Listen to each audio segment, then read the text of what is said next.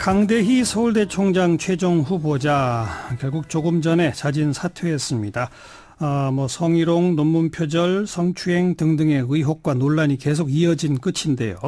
자, 상황이 여기까지 온 데는 한겨레 신문의 지속적인 취재와 보도가 있었죠.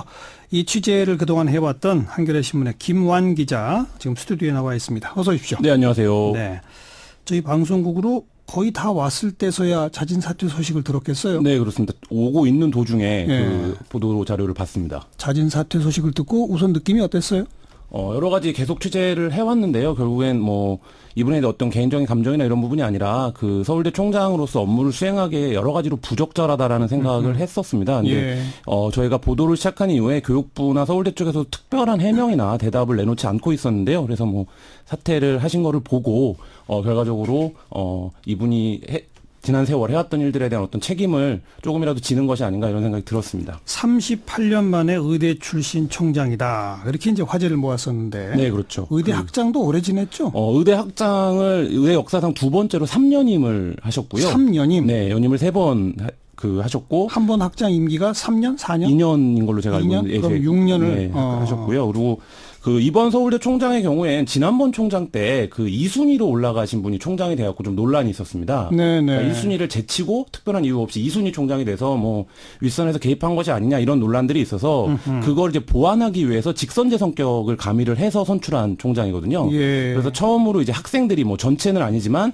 일부 투표에 참여해서 이분이 총장 1순위가 됐기 때문에 서울대 안팎에서는 여러 가지 기대와 의미가 좀 있는 총장으로 이제 바라보는 시선들이 있었는데요. 그 부분에서는 근데 그 과정에서 이분에 대한 어떤 검증이 제대로 이루어지지 않은 것은 사퇴를 하셨지만 숙제로 남게 됐습니다. 그러니까 교수, 교직원, 학생이 다 투표에 참여한 거죠. 네, 이게 굉장히 좀 독특한 선거 제도인데요. 몇 %씩 반영되는 겁니까? 그 퍼센트율이 굉장히 복잡합니다. 그러니까 간단히 말씀을 드리면 일단 총추위에서 10명의 후보를 받았습니다. 이 10명의 후보를 대상으로 해서 면접 등을 진행해서 5명으로 일단 후보를 추렸고요. 예. 그 후에 이 5명의 후보들을 대상으로 정책평가를 실시했습니다. 그러니까 비전과 이 후보들이 각각의 계획을 밝힌 거죠. 네. 그거를 통해서 총추위 투표를 통해서 3명의 후보를 확정을 했고요. 총추위는 총장 추천위원회. 네, 그렇습니다. 예. 3명의 후보를 놓고 교직원과 학생들이 참여하는 투표를 통해서 이제 선정이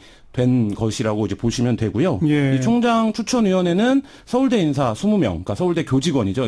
총장 추천위원회에 학생이 참여한 건 아닙니다. 그러니까 교수와 직원들 20명과 외부 인사 10명으로 구성된 총장 추천위원회가 구성이 돼서 프로세스 과정을 진행을 했습니다. 아유, 진짜 복잡하네요. 내부, 외부 30명 총추위가 10명, 그 다음에 5명, 네. 그 다음 3명까지. 네, 그렇죠. 해놓고 3명을 상대로는 투표. 네. 근데 투표에 교수, 학생도 참여하는 비율도 또 복잡하고. 네, 복잡하죠. 그리고 그게 각 단과대별로 교수의 숫자가 있는데, 그거를, 비율대로 맞춰갖고 투표를 했기 때문에, 굉장히 좀 투표 인단이나 이런 것들이 복잡하게 이루어져 있는데, 간선제 성격과 직선제 성격이 좀 섞여 있는 이런 투표였습니다. 그런데, 이제 한겨레 신문이 첫 번째 문제제기 하기 시작한 것은 여기자 성희롱 논란부터 시작이죠. 네. 그건 2011년에 있었던 일이고. 네, 그렇습니다. 그건 사실관계가 확인된 거죠. 예, 저희도 피해자 취재도 했고요. 그다음에 당시의 상황을 보면 저희가 이제 피해 사실을 구체적으로 언급하는 걸 피해자가 원치 않기 때문에 피해 사실을 구체적으로 언급하진 않았는데요.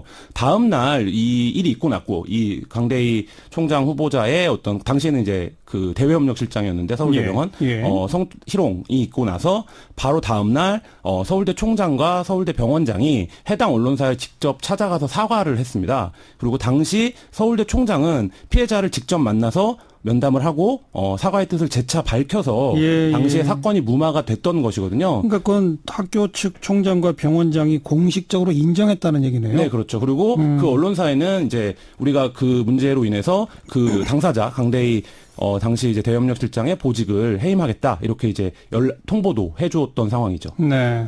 그런데 거기에 대해서 본인은 해임이 아니라 자진 사퇴한 거다. 네, 그러니까 무리를 빚었던 거는 인정을 하고 있고요. 그 부분에서 보직 해임이 아니라 자진 사퇴한 거다 이렇게 얘기를 하고 있는데 그 당시에 이제 서울대에서는 법인화 추진단 부단장을 맡고 있었고 병원에서는 대협력실장을 맡고 있었는데 법인화 추진단 같은 경우에는 임시로 만들어진 조직이기 때문에 그거는 보직을 해임하고 말고 할 게 없었다 공식적으로 이렇게 이제 얘기를 하고 있고요.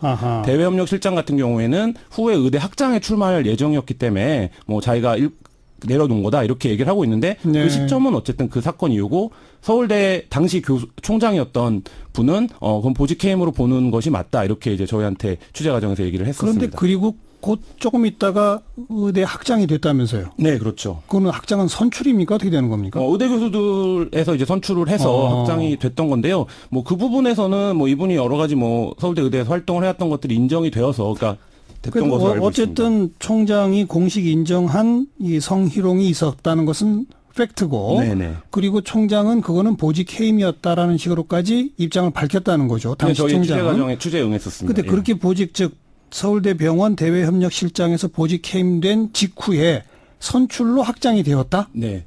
몇 개월 후인데요. 그러니까 당시에는 그 사건이 무마가 된 것으로 이제 그걸로 끝난 판단을 한 것으로. 거죠. 그러니까 네. 강대 학장도 이번 좋습니다. 그리고 나서 이제 논문 표절 논란이 또 계속 쭉 이어져 왔어요. 네네. 이거는 실체가 어떻게 되는 겁니까? 논문 표절, 그러니까 이 서울대 총장이 여러 후보들이 경합을 하기 때문에 각 후보 캠프에서 상대 후보의 문제점들을 지적하는 행위들을 많이 하는데요. 일반적인 선거라고 생각하시면 됩니다. 그 과정에서 논문 표절 관련된 그 혐의가 제기가 됐고 그 부분에서 예전에는 왜 이제 자기 논문 표절을 굉장히 많이 그렇죠. 관행적으로 해왔지 않습니까? 이제 그런 부분들을 포함해서 이 논문 표절이 6건, 그러니까 6건이라고 얘기하기도 하고 8건이라고 얘기하기도 하는데 그 부분이 이제 서울대 연구 진실성 검증센터로 이제 표절 여부를 가려달라라고 이제 넘어갔던 상태였고요. 그 상태였고. 네네, 뭐 그렇게 이건 아무튼 그러니까 뭐 총장 경합한 상대 후보 측에서 문제 제기를 한 그 상태고요. 그리고 오늘 아침 한겨레 신문이 일면에 크게 보도한 게 서울대 여교수회가 성추행 당한 동료 여교수가 있다. 네네. 근데 이걸 그 동료 여교수를 철저히 보호하기 위해서 뭐 시점도 내용도 공개는 하지 않겠다. 네네. 그러나 총장 추천위원회에 이 얘기는 전부 다 했다. 네네. 그거 아니겠습니까? 네, 그렇습니다. 그러니까 그 부분이 이 서울대 총장 추천 지금 과정이 사퇴를 했더라도 후에라도 반드시 개선이 필요한 대목인데요. 강대희 후보가 출마를 하고 이제 최종 후보가 된 후에 그 한 여교수가 이제 여교수회에 자신이 강대희 후보에게 성추행을 당한 적이 있다라는 사실을 이제 제보를 한 겁니다. 최종 후보 된 후에. 그러니까 3명의 후보가 남았을 때 3인 상황에서. 네, 이제 최종 후보 3인이 남았던 상황에서 제보를 한 걸로 알고 있고요. 그래서 여교수회에서는 대면 조사를 포함해서 굉장히 구체적으로 사실관계들을 확인을 해서 그 내용을 피해자가 누군지만 특정하지 않은 채 총추위에 공문으로 접수를 했습니다. 공문으로? 총장 추천위원회 산하에는 검증소위원회가 있었어요. 그래서 이 검증소위원회에서 이 사실을 인지를 합니다. 그러면 당연히 우리가 상식적으로 생각할 때는 검증소위에서 이 문제들을 검증했어야 될 것 같은데 그렇죠. 그게 아니라 이거에 대한 판단을 이사회로 넘겨버립니다. 그러니까 이사회에서 판단하도록 하자 이렇게 이제 넘겨버리는 거죠. 근데 이사회에서는 어떻게 되냐면 이것이 피해자가 특정되어 있지 않는 상태이기 때문에 실체가 없다. 그리고 검증소위원회에서 이미 검증을 한번 했었을 게 아니냐. 이렇게 판단을 해버리는 거죠. 서로 핑퐁을 한 거군요. 네, 그렇죠. 그러니까 서로 핑퐁 게임이 된 거고요. 그 과정에서 이사회에서는 분명히 그 사건이 실체적으로 진실을 가릴 수 있을 정도의 정황과 이런 것들을 이미 보고를 받았음에도 불구하고 사실상 묵살한 셈입니다. 이사회는 그러니까 지금 김한 기자 설명에 의하면 저는 두 가지의 문제가 있네요. 첫 번째는 이게 그냥 익명의 제보 형태면 혹시 그런 얘기를 할 수도 있을지 몰라요. 피해자가 특정되지 않았다 이런 식으로. 하지만 이거는 익명의 제보가 아니라 서울대학교 여교수회에서 조직적으로 그 피해를 당했다고 하는 사람의 면담을 거쳐서 여교수회의 이름으로 공식 공문을 보냈다는 거 아닙니까? 네, 그렇습니다. 그런데 그냥 그러니까 이름이 없다고 실체가 없다? 그건 조금 문제가 있네요. 네, 그래서 저희가 여러 이제 뭐 성폭력 상담소라든지 관련 구제기관들이나 그 여성단체들의 문의를 해본 결과 굉장히 안 좋은 방식이었다라고 얘기를 하는데요. 그러니까 피해자는 이제 제보 접수를 했고 여교수회가 고발자의 지위로 그것을 접수한 것인데 그 부분에 대해서 피해자가 특정되지 않는다는 이유는 거의 가해자의 논리거든요. 그 가해자의 논리를 그대로 받아들여서 실체가 없는 사건이다. 이렇게 얘기한 건 굉장히 좀 잘못된 판단이고 뭐 미투 이후에 우리 사회가 여러 가지 문제들을 겪고 있지만 거기서도 서울대가 굉장히 안 좋은 선택을 했다. 이렇게 볼 수 있겠습니다. 그게 첫 번째고 또 하나는 검증소위에서는 검증을 안 하고 이사회로 넘겼는데 이사회는 검증 소위가 검증했겠지. 네. 이래버린 거. 이것도 문제고. 네, 그렇죠. 그 부분에서 저희가 취재를 했을 때 굉장히 좀 충격적인 얘기를 들었는데, 한 30여 명 검증 소위가 검증 총장 추천위원회가 있는데, 거기서 이런 문제를 공공연히 얘기할 경우에는 공공연한 비밀이 되어버리고,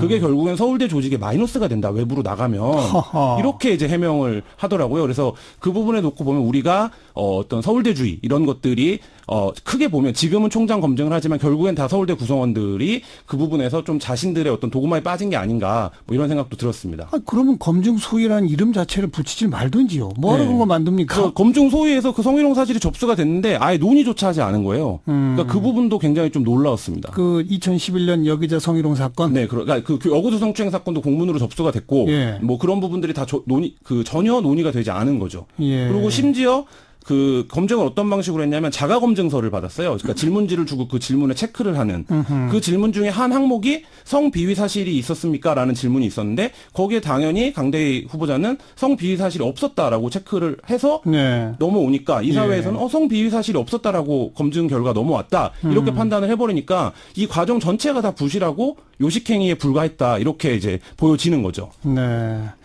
앞으로는 이게 총장 추천위원회 구성과 활동 방식부터 좀 근본적으로 재검토가 필요하겠네요. 네, 그렇습니다. 여기서 또 한 가지 심각한 문제는 서울대 이사회 교육부 차관이 당연직 이사로 들어가 있기 때문에 예. 교육부가 이미 최소한 3주에서 한 달 전에 그 이사회에 참석했던 차관을 통해서 이 사실을 인지했었을 겁니다. 그렇겠네요. 근데 그 부분에 대해서 교육부가 아무런 조치를 취하지 않았고요. 오늘 강대희 총장이 직접 그 사태를 한 배경에 교육부가 오늘에서야 보도가 나온 지 4일이 된 오늘에서야 서울대에 관련된 내용에 대한 검증을 요구하는 이제 공문을 보냈다라는 건데요. 네. 뭐 교육부가 너무 이 과정에서 안일하게 대응한 것이 아닌가 이런 생각도 듭니다. 교육부 차관이 거기 당연직 이사예요? 서울대 당연직 이사로 들어가 있습니다.